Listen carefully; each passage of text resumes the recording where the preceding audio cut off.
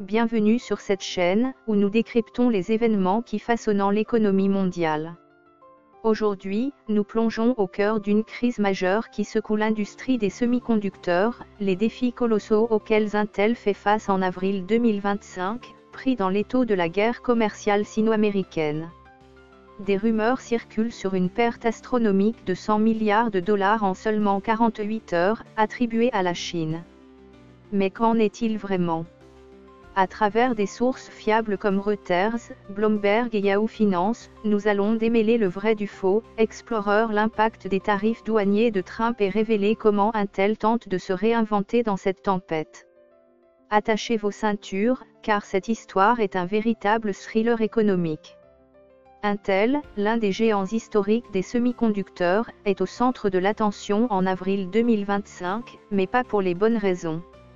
Des restrictions strictes imposées par les États-Unis sur les exportations de technologies avancées vers la Chine ont placé l'entreprise dans une position délicate. Selon un article de Reuters publié le 16 avril 2025, Intel doit désormais obtenir des licences spécifiques pour vendre certains de ses processeurs d'intelligence artificielle à des clients chinois.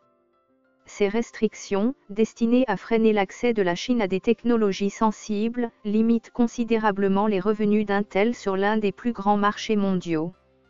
La Chine représente une part significative des ventes de puces, et cette barrière réglementaire n'est pas anodine. Imaginez une entreprise qui, du jour au lendemain, voit une porte se fermer sur un marché clé.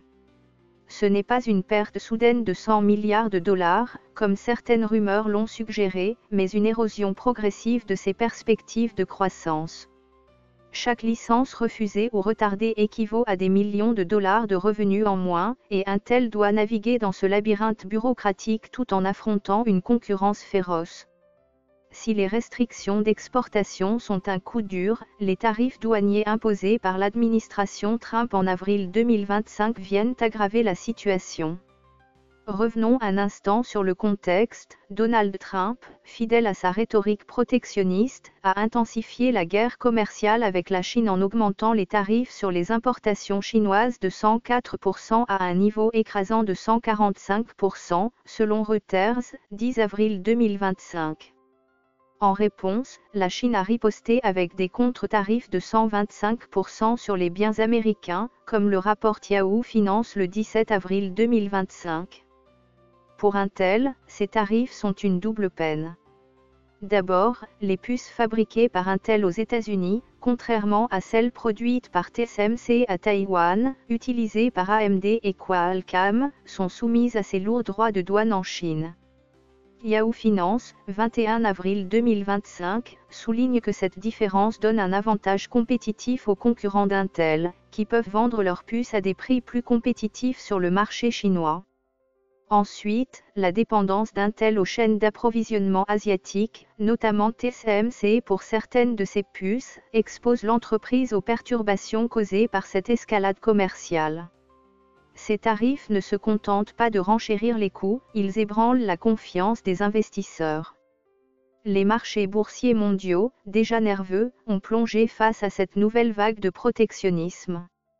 Reuters, 10 avril 2025, rapporte une chute de 3,5% de l'indice S&P 500, avec des pertes particulièrement marquées pour les entreprises technologiques.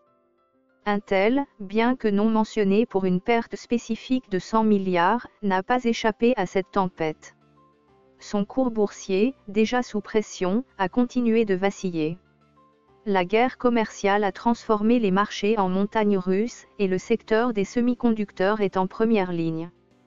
Prenons l'exemple de Nvidia, un concurrent d'Intel, qui illustre l'ampleur des dégâts. Bloomberg, 16 avril 2025, rapporte que Nvidia a subi une perte de 5,5 milliards de dollars après que des restrictions américaines ont limité les ventes de ses puces H20 en Chine. Si une entreprise aussi dominante que Nvidia peut perdre des milliards en quelques jours, il est raisonnable de supposer qu'Intel, avec ses propres défis, a également été secoué. Le cours de l'action Intel, selon Yahoo Finance, 20 avril 2025, s'élevait à 18,93$ le 17 avril, avec une baisse modeste de 1,56% sur une journée. Cette baisse, bien que réelle, est loin de refléter une perte cataclysmique de 100 milliards en 48 heures. Pour mettre les choses en perspective, une perte de 100 milliards représenterait presque l'intégralité de la capitalisation boursière d'Intel à ce moment-là, une chute qui aurait fait la une des journaux du monde entier. Or, aucune source fiable, que ce soit Reuters, Bloomberg ou le Financial Times, ne mentionne un tel effondrement. Ce qui est clair, c'est que la volatilité boursière, alimentée par les incertitudes commerciales, a créé un climat d'anxiété pour les investisseurs. Chaque annonce de Trump, chaque contre-mesure chinoise, fait trembler les portefeuilles.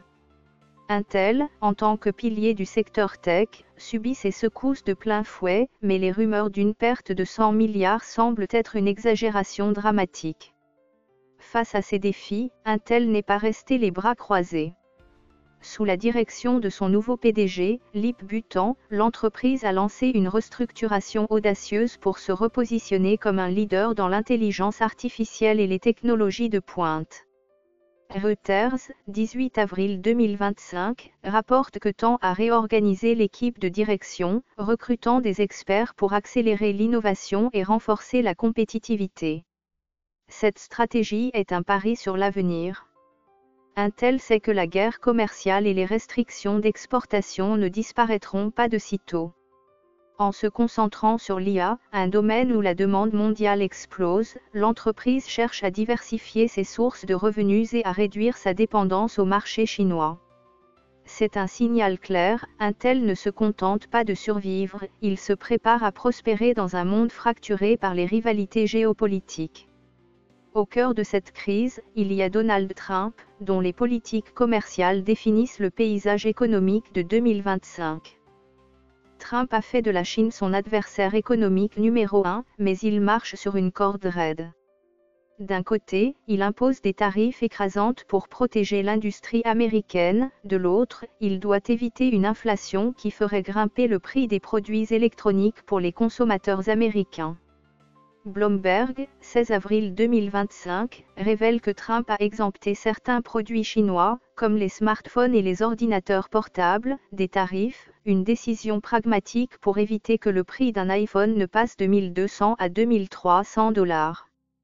Cette approche calculée contredit l'idée que Trump n'en peut plus. Au contraire, il semble jouer un jeu stratégique.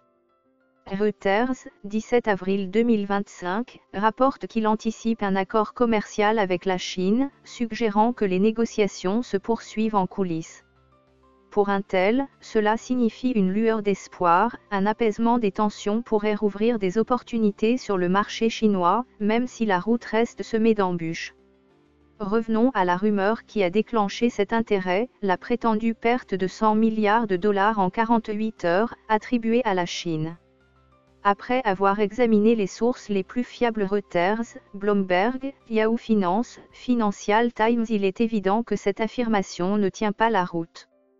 Une perte de cette ampleur aurait nécessité une chute boursière sans précédent, équivalent à l'effacement de presque toute la valeur d'Intel. Pourtant, aucune couverture médiatique ne corrobore cette catastrophe. Ce qui est probable, c'est que les défis d'Intel, restrictions d'exportation, tarifs douaniers, volatilité boursière ont alimenté des spéculations exagérées. Dans un monde où les réseaux sociaux amplifient les rumeurs, une baisse boursière modeste peut être transformée en une crise apocalyptique. Mais les faits parlent d'eux-mêmes, Intel est sous pression, mais il est loin d'être détruit. En avril 2025, Intel se trouve à la croisée des chemins. La guerre commerciale sino-américaine, les tarifs douaniers et les restrictions technologiques ont créé un environnement hostile pour le géant des semi-conducteurs. Mais grâce à une restructuration stratégique et à un leadership audacieux, Intel se bat pour rester dans la course. Quant à Trump, il jongle entre confrontation et pragmatisme, cherchant à protéger l'économie américaine tout en évitant un effondrement commercial. Cette histoire est loin d'être terminée. La guerre des puces, la rivalité sino-américaine et les bouleversements économiques continueront de façonner l'avenir d'Intel et du secteur technologique.